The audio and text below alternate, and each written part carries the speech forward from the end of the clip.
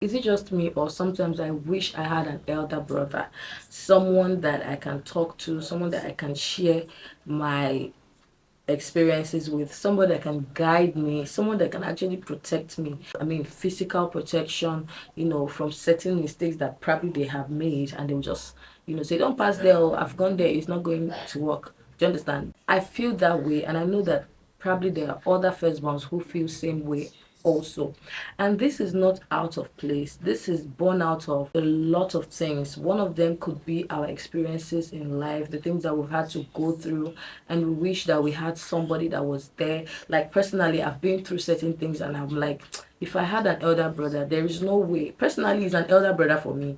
There is no way that he would watch these things happen to me, and there is no way he will let anybody treat me this way, because of course, because of the way I am with my siblings, I know that definitely if I had a brother, we would really be cool. One of the reasons why we feel this way is the desire for guidance. Sometimes we really feel like we wish we had somebody that has walked the same path, who could just probably tell us, okay, this is not okay, don't go here, don't do this, don't do that. At the end of the day, we the firstborns, we're always, you know, we are always expected to take that leadership role, which automatically sets us up. Whether it's good or bad, we're the first person that will feel it.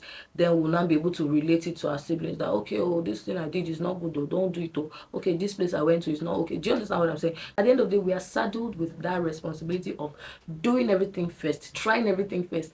And this is the exact thing that makes us feel some type of way, like, oh, I wish I had somebody that would just do it first. I mean, somebody that would just lead and I'll follow. And other times are the experiences we go through in life. Certain times where you see your friends or your colleagues, with their elder brother, elder sister, just having somebody that, oh, hello, bros, how you doing? Not really to beg, do you understand? Not to ask for money, but having that person that you can say, bros, this is what is happening. Sometimes I envy my younger ones, because when they can call me and say, sis, this is what I want to do, what do you think? And then I start to, like, okay, do it this way, do it this way, okay, I'll help you this way, I'll help you that way, okay, why not try this way? And I'm like, I wish I had somebody to do that for me. But I don't want to get emotional. Yeah, sometimes I really feel like I wish I had somebody, you know um uh yeah. So these are one of the reasons why we feel the way we feel. Also, another thing is the role of a protector. I'm always there to look out for my siblings, to make sure they're fine, my parents as well. Sometimes I wish there was somebody doing all that for me, even though they look out for me too. But it's not like when you have somebody that you just feel like, oh, there's somebody ahead. There's somebody ahead of me. Do you understand? I don't know if you get it, but that's just what it is. Like, the role of a protector. Somebody that that I have a brother, I have a sister. There are times where I have had to defend my younger ones. I've had to stand up for them. And it means a lot to them when you stand up for them. Like, wait, when you come in as the eldest, and try to resolve certain situations as the eldest, it means a lot to them, because imagine there was nobody to do that for them. That's our own reality, right? So yeah, this is what I'm saying. But that's what it is. But there's a way we can actually navigate life, even though we don't have an elder brother or sister like we wish we had. We can actually get that kind of support from similar relationships, like our siblings, our parents, our friends and our mentors. So I'll just advise that you get to know people enough. I don't do this carnally. I try to be very spiritual in selecting my friends. Not everybody can say I'm their friend or they are my friend. This is because I know nobody by the flesh, but physically, prayerfully, you select your friends, and people that that you can rely on, and they won't take advantage of that vacuum that you feel like you need to feel. If you have a good family, that's all you really need sometimes. Like, because outside is not so palatable, but I mean, there are friends. I have friendships that I can actually trust, both from male and female aspect. God has actually raised men for me, men and women, and they somehow feel this situation, like I can easily call and say this, that, that, that. It's just not like when it is your flesh and blood, if you get what I'm saying. But yes, you can actually replicate this kind of support that you feel like you need from other relationships. You know, if you have your mentors, my mentor is somebody that God has really used for me. That's my pastor, my spiritual father. I can call him. In this life, I can't attend a church that I won't have direct access to my spiritual father, and this is because of the kind of life I know. You see, when you know who you easily know the kind of people you want in your life. That's just, I think, see, knowing who you are, it helps you do away with a lot of irrelevant things, irrelevant relationships, irrelevant communications. It just helps you narrow down to the things that really matter. So once I knew the kind of life I wanted for myself, it helped me to just streamline everything. So I can't go to a church, even if the church is the biggest church in the world. I should have direct access to my pastor. I should be able to call him, even though he will not always respond immediately. But I should be able to say, this is what is happening, no. And it will be like, can we talk? And that's why I don't joke with my pastor. Whoever you think you are, I don't joke with my pastor.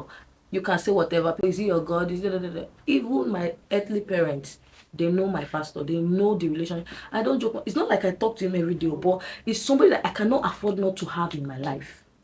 Do you understand what I'm saying? Because the Bible says that he will give you a pastor after his heart. This is what God has done for me, and I cannot thank him enough. So yeah, I find this kind of relationships very helpful.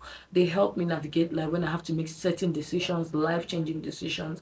I can easily call them and say, oh, this is what is going on, and I'm sure to get good advice, informed advice, not just based on, sentiments. I can get good advice, straightforward advice.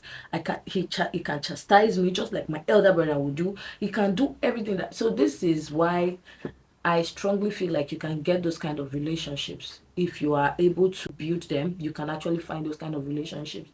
And when people are feeling like, oh, I wish I had another brother, you will just feel it small. You won't feel it too much because God has raised men and so many other friends that I cannot tell you about. My pastor is up there, so it's only like certain kind of things that I can tell him.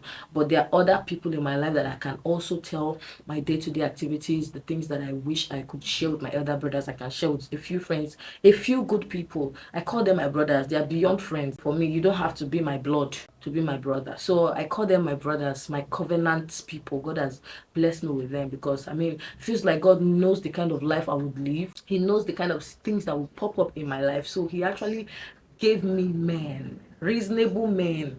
He gave me men. He surrounded me so much. So I'm eternally grateful for that. And so I'll just advise that it's never too late to cultivate good relationships, to prayerfully find your tribe. Do you understand? Alternatively, we also have the Firstborn tribe, where it's a collection of firstborns from all walks of life. You name it: Uganda, Rwanda, Ghana, Nigeria, the USA, Canada. Firstborns from all walks of life. Those people have walked the same path as you. You can find your person there as well. Firstborn to firstborn, we relate, we commune, we share our frustrations, we talk. We cannot talk outside, but we talk within ourselves, we express ourselves, and we also encourage ourselves, we support ourselves. And in the coming year, I cannot wait for what God is about to do through the Firstborn tribe in year 2025. We have our conference coming up. We have series of events that will bring us all together, for us to unwind in a healthy way, and Jesus will be glorified. Trust me, if you're a firstborn and you need a community that gets it, a community that understands your frustration, understands your struggle, then you want to be in the Firstborn tribe. It's going to be amazing. There is a whole lot. I cannot begin to name them all. In fact, every day God keeps opening our eyes to deeper revelations as to what He's yet to do for the firstborn, in the firstborn, through the Firstborn tribes. Jesus Christ is a firstborn. He's the firstborn, and trust me, he's very much interested in the Firstborn tribe. You don't want to miss out. So you can also join us and have that relationship. From the group, you can select your person. See, God works in mysterious ways. We cannot box God. God can use anybody for you. So just with an open mind, you can also join us. And at the end of the day, my goal for the firstborn is that every firstborn will embrace their role as the trailblazer, as the role model, as the first. Do you understand? And we'll be able to live up to our names, not just firstborn for title, but firstborn with evidence, firstborn as a proof producer that indeed God did not make any mistake making you the firstborn. So I hope with these few things I've said, you're encouraged and you're going to be embracing your role as the firstborn. Being a firstborn is not a disadvantage, it is a blessing. In fact, it is a privilege because God has a lot in store for you. And if only you can embrace Him, you can seek Him that God, why have you called me into this kind of position? And I'm trusting that God will open Himself to you and He will be glorified. And you yourself, you will be grateful to God that you are a firstborn. Thank you so much for listening. Please subscribe if you haven't subscribed. Until I come your way again in my next video. Bye for now.